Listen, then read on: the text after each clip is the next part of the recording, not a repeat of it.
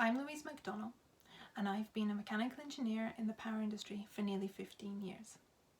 I've got to admit, it wasn't the industry I aspired to be in when I was in school. So how did I get here?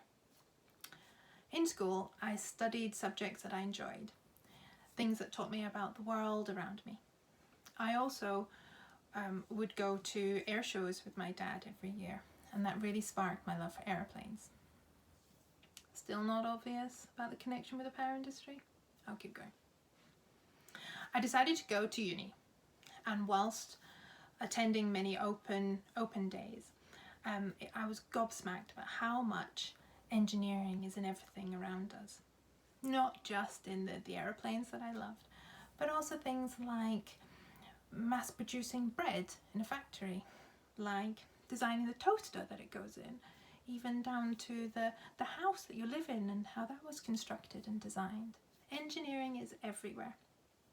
So I decided, right, I'm going to do mechanical engineering with aeronautics, keeping it fairly broad with mechanical engineering while also specialising in aeronautics. At the end of uni, it was time to pay off the debt and get a job. Still unsure, I researched the various industries and various companies, and I came across RWE, who were offering a graduate program in the power industry. And I thought, now that's an industry that will always be in demand. Everyone loves electricity, and they have gas turbine power stations just like airplane engines. Connection.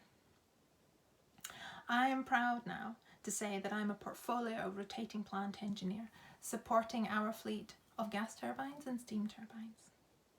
So I hope that this little video has given you an insight into my personal journey and encourage you to consider engineering as a career.